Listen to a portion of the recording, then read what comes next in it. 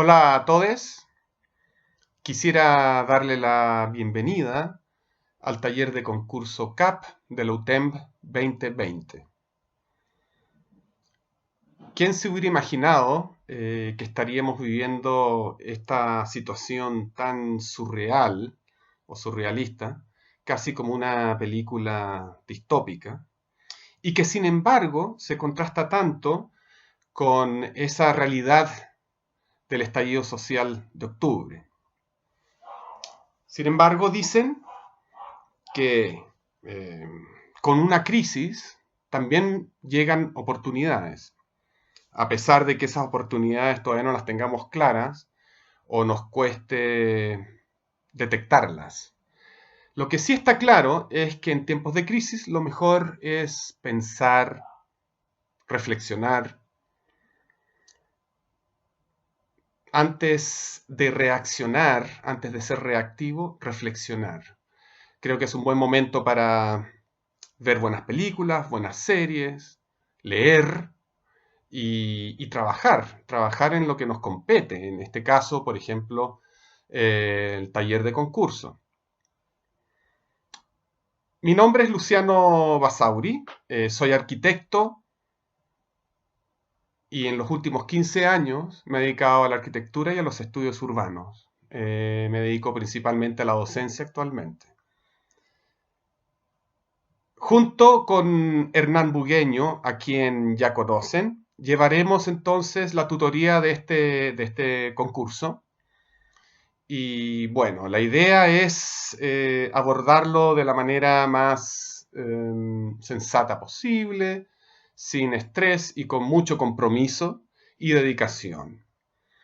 Algunas cosas pertinentes de mencionar respecto al taller, y es que efectivamente lo vamos a explicar con mayor claridad una vez que nos reunamos en alguna plataforma virtual, probablemente será Teams. Y también mencionar que estas 2 o 3 primeras semanas va a ser dentro de una lógica de ensayo y error. Sin embargo, hablaremos entonces de una presentación que tiene 3 partes, pero que sin embargo tiene un objetivo, una operación y un material particular. Primero que nada, aclarar que si bien la idea de un taller de concurso es poder figurar a nivel nacional en los concursos de estudiantes de arquitectura, y si bien también es uno de los objetivos de la universidad que así lo sea, es bueno dejar claro cuál es la impronta del taller frente a requerimientos docentes, independientemente de que estemos o no trabajando en un concurso. Entonces, si bien el concurso tiene aspectos positivos, como los que ya mencioné, de poder promover a una generación, a ustedes, que sean capaces de aprender a tomarle la mano y el peso a lo que significa trabajar en concursos, que probablemente alguno de ustedes lo hará en el futuro, y si bien es bueno el tipo de competitividad que surge de aquello, ojalá sana, y si también la escuela también necesita promocionarse a través de estos concursos, hay una dimensión, digo, docente que es relevante y que dice relación con ese contexto en el que vamos a trabajar. Y eso tiene relación con el objetivo. Aparte entonces de poder figurar en los primeros lugares del concurso, tenemos nosotros un objetivo que dice relación con la vivienda accesible, la calidad de vida y la renovación urbana. Estas 3 cosas están intrínsecamente relacionadas. La vivienda no permite ser pensada y resuelta de manera aislada hoy en día. Toda la literatura actual dice que la vivienda debe ser interrelacionada en todo aspecto del quehacer de la vida. Por lo tanto, los programas de vivienda accesible o pensar la vivienda desde una manera de llegada a la mayoría de la gente, dice relación con las otras actividades que se complementan con la cotidianidad de vivir en una casa o departamento. Es decir, si la vivienda en este caso accesible, transversal para todos, en el cual se entiende que ojalá este fuese un derecho, el derecho a la vivienda, este solo, o mejor, esta debiese pensarse de cómo se inserta en la cotidianidad de todas las actividades. Por lo tanto, entender la vivienda es entender la calidad de vida de las personas y los ciudadanos. Entender la vivienda significa que esté situada y próxima a distintos servicios como educación, salud, trabajo, ocio, etcétera, espacio público. Entonces la vivienda no se puede pensar de manera aislada, ¿no? Como una solución perfecta, funcional y confortable, sino que tiene que estar relacionada de alguna u otra manera con la ciudad, enlazada con la ciudad donde hacemos el resto de todas nuestras actividades. No saca nada con hacer la vivienda perfecta y económicamente sostenible si es que lo ponemos en lo que antiguamente se llamaba los extramuros de la ciudad, es decir, en partes lejanas, marginadas, porque no podemos entonces tener una relación cotidiana complementaria a las otras actividades que son tan necesarias para la vida humana. Y los costes de transporte en las distancias imposibles de llevar a cabo. Pero también entendiendo que si la ciudad, o más bien entendiendo si la vivienda tributa en la calidad de vida y está relacionada con el equipamiento que la rodea, el equipamiento urbano y la vía social que le rodea, que rodea la vivienda, entonces significa que la vivienda pensada desde la intervención urbana pudiera también quizás aspirar a una manera de renovación urbana.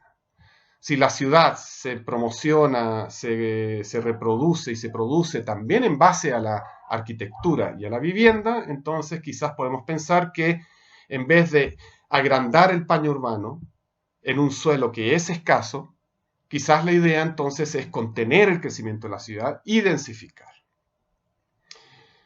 Por otro lado, la operación, como aquí bien dice, quizás, y esto no es una imposición, debiese tomar en cuenta una manera de resolver un proyecto de arquitectura que sea capaz de ser denso y de ser replicado en la ciudad, para poder atender a un problema, que es la vivienda accesible. O sea, no sacamos nada con pensar una solución tan particular, tan específica, que no sea capaz de generar un aprendizaje replicable o extrapolable a otros lugares, precisamente porque la demanda de la vivienda es demasiado grande en estos momentos. Entonces, la idea es poder lograr una solución que sea tipo y que se pueda ir replicando en distintos espacios urbanos. Y de ahí entonces como la idea de pensar una solución tipo dice relación con entender posibles lugares de intervención, posibles emplazamientos. Y así entonces dar una solución universal para la lógica específica de Santiago. Un tercer aspecto, por supuesto, dice relación con el material y el acero. El acero como aquella tecnología constructiva que ya está dada por el concurso, pero que sin embargo siempre ha significado un gran atractivo y una gran posibilidad. También es bueno que sepan que va a haber bibliografía que les vamos a dar. También les vamos a dar material descargable que va en función de apoyar estos temas, ¿cierto? Tanto la vivienda como la construcción en acero, ¿cierto? Y algunos principios de operatoria urbana, por así decirlo.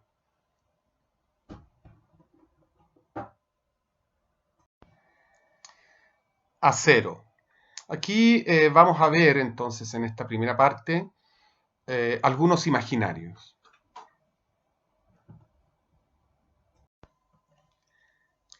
Aquí vemos el Crystal Palace de Paxton, 1851, perdón, y muestra uno de los primeros ejemplos de construcción en acero, canónico, muy estudiado, pero por una razón bastante válida, y es que con todo esto se presenta un antes y un después. Es decir, Este tipo de descubrimiento del acero y las posibilidades que tiene para desarrollar cosas que van más allá de lo maquinístico, toma particular importancia en la arquitectura.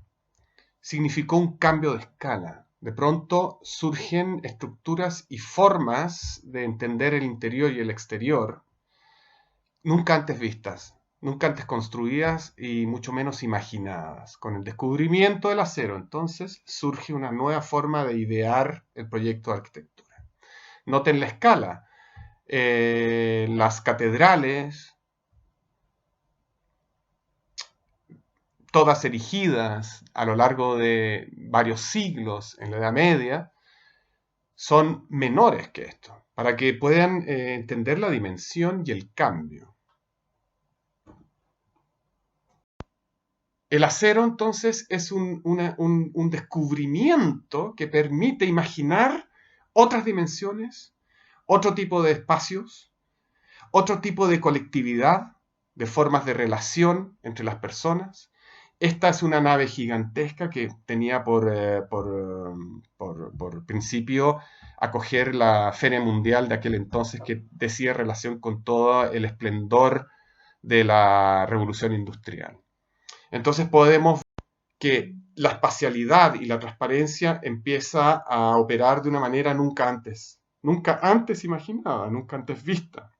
Se lograron otras luces, se lograron otras secciones, otras dimensiones, la esbeltez de los pilares, la esbeltez de las vigas, permitiendo a su vez quizás dejarlas, mostrarlas, precisamente por su ligereza y gracia, ¿no?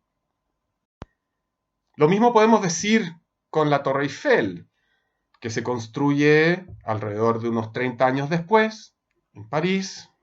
Todos conocemos, obra del ingeniero Eiffel, que se dedicaba a la infraestructura, principalmente a la construcción de puentes. Y digo que a partir de esta lógica muy directa, muy pragmática de poder resolver una gran luz, la luz de un puente o de un viaducto, van surgiendo las formas más adecuadas para hacerlo y de pronto el acero posicionándose como el mejor material para lograrlo. Pero esto no solo termina allí, sino que de pronto se puede pensar que este gran desafío de lograr grandes luces para cruzar de un lado a otro, de pronto entonces puede también conquistar la altura y se erige entonces este monumento llamado la Torre Eiffel. Aquí también, por motivos de una feria internacional, en París se lleva a cabo entonces este gran gesto arquitectónico, este gran monumento que es tan significativo y canónico hasta el día de hoy.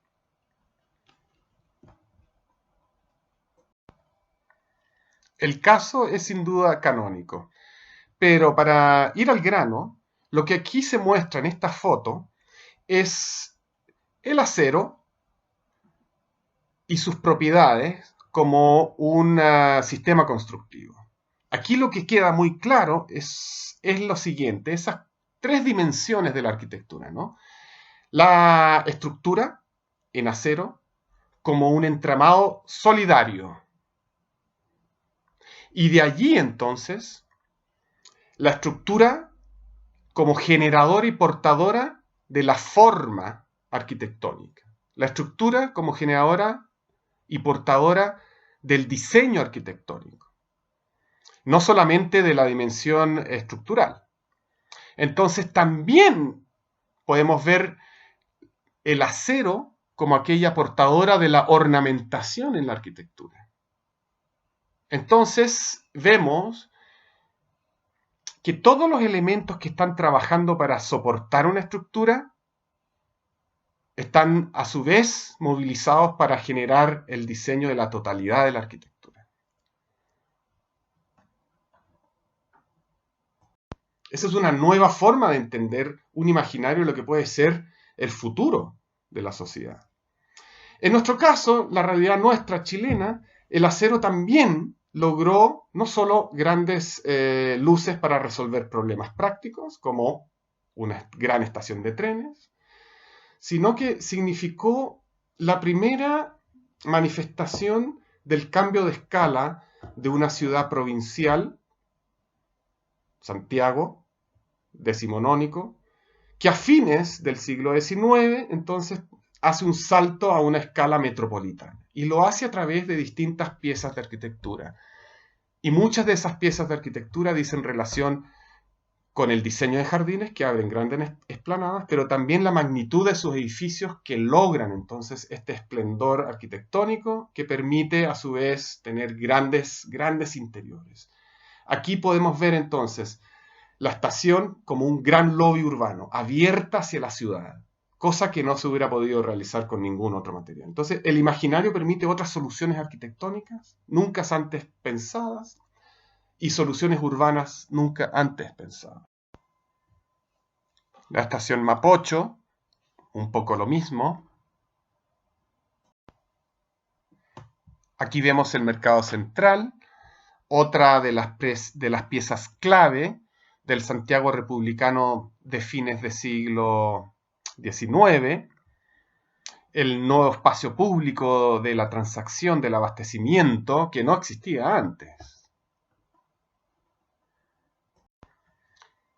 Aquí vemos el acceso al mercado central y al fondo vemos la estación Mapocho. Lo que interesa aquí es ese contraste, ¿no? De esta nueva arquitectura, de esta nueva escala, de esta escala metropolitana, ya no provenzal como habíamos dicho anteriormente, que justamente contrasta con la realidad material y social del Santiago de aquel entonces, que todavía presentaba condiciones muy precarias y su población general también vivía en condiciones precarias. Entonces surge la arquitectura de los tiempos modernos, con un nuevo imaginario que se, insisto, contrasta entonces con aquella realidad nacional o de país. El Puente de Purísima, otra más de estas obras republicanas, novedosas, modernas. También se ve en primer plano un tranvía, que de nuevo la máquina, el acero y las posibilidades de esta nueva arquitectura en base al acero, que produce nuevos imaginarios, en un profundo contraste con una realidad material y social que no estaba todavía ajustada a este nuevo imaginario, esta nueva estética.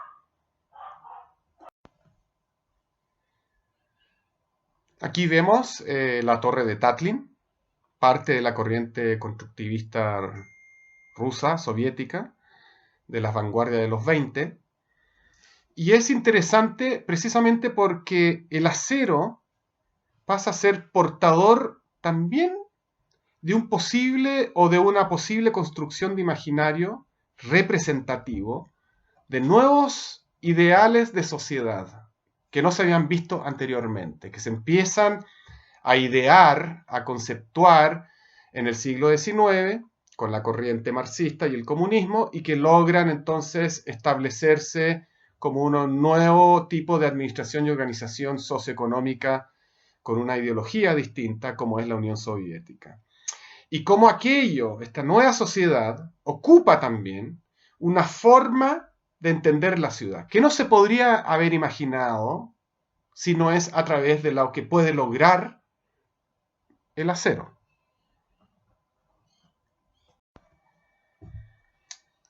Lo antedicho también tiene expresión en la obra de otro arquitecto constructivista, Chernikov, en varias de sus fantasías constructivistas, ¿no? De nuevo aparece esta manera de entender el nuevo orden societal desde una realidad urbana totalmente distinta, casi apelando a una estética de ciencia ficción. Es decir, la nueva sociedad requiere un correlato en la expresión de la ciudad, de una nueva ciudad.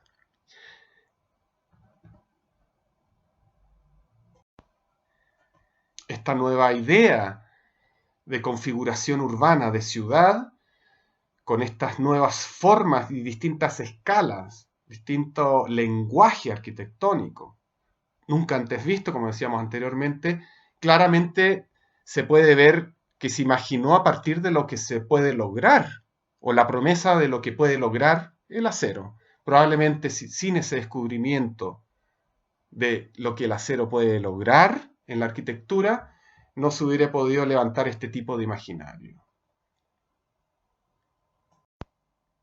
Lo mismo acá. Una vez más, lo mismo.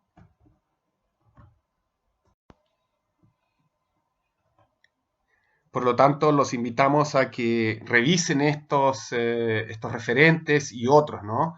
En donde se entiende cómo se establece un tránsito entre un material, en este caso acero, posibilidades que puede lograr el desafío de la gravedad, por ejemplo, esbeltez, y eso, a su vez, despierta la imaginación del hombre, de los seres humanos, mejor dicho, y luego, como esa imaginación se pone al servicio de la ideación, de la imaginación, vuelvo a repetir la palabra, de nuevas configuraciones urbanas nunca antes vistos para, de nuevo, un nuevo orden o una nueva utopía.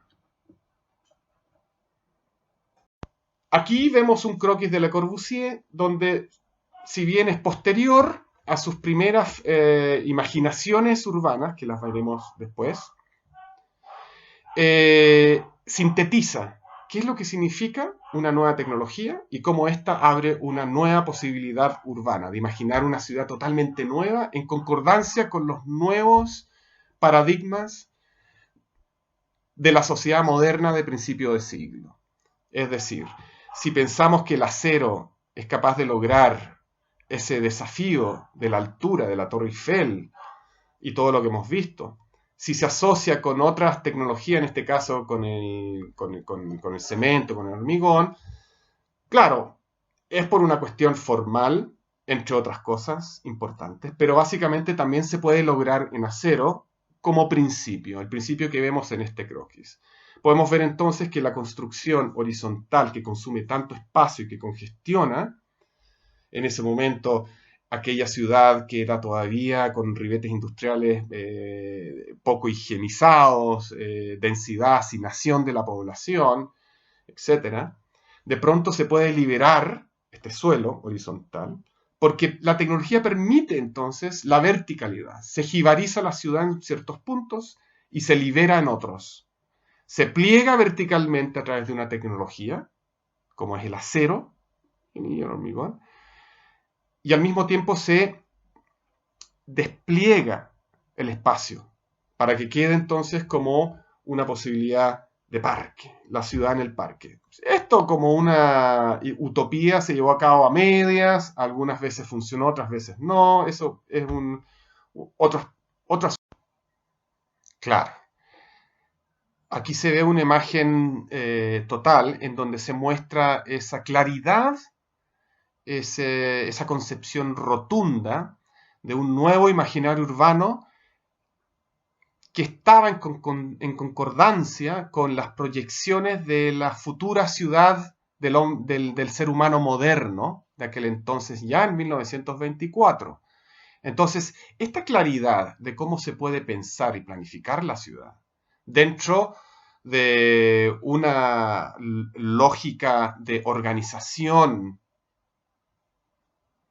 urbana, socioeconómica, espacial y urbana, surge con mucha claridad, precisamente por ciertos principios que permiten entonces la densificación y la liberación del espacio, como habíamos dicho anteriormente.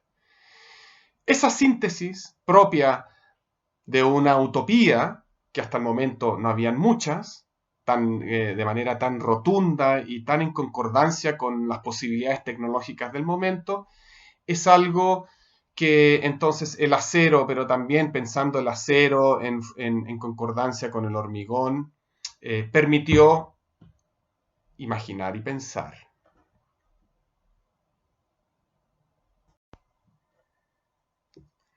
Digo imaginar y pensar también cómo se puede organizar la vida del barrio, la nueva tipología de la vivienda, en donde el jardín privado se permuta o se canjea, ¿cierto? Por el balcón o por la terraza y la vista panorámica en altura, liberando así un suelo colectivo y común para todos, arreglado a la modo de un parque con distintos programas.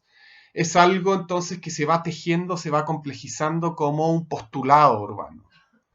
La vivienda con gran relevancia en ello, sin duda, pero esta propuesta urbana, este postulado urbano siempre tiene esa raíz común, la posibilidad tecnológica de imaginarnos una organización diferente de la ciudad y del hábitat humano.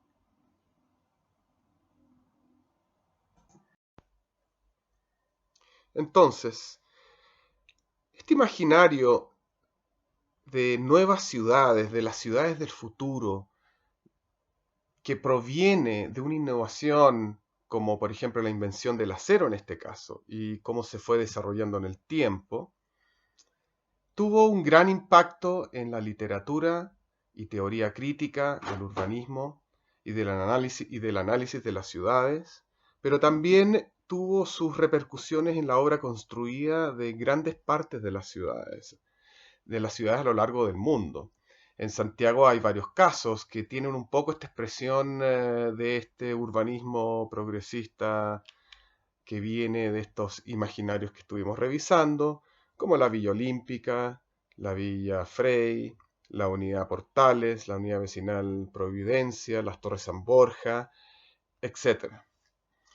A continuación, entonces, vamos terminando esta primera parte y dejándolo invitados para que sigan y continúen en la segunda, donde veremos referentes de proyectos en acero, algunos muy importantes en el impacto que han tenido en la teoría y crítica de la arquitectura, y otros que, si bien no figuran tanto allí, sí son de gran interés. Los dejo invitados entonces para la segunda parte.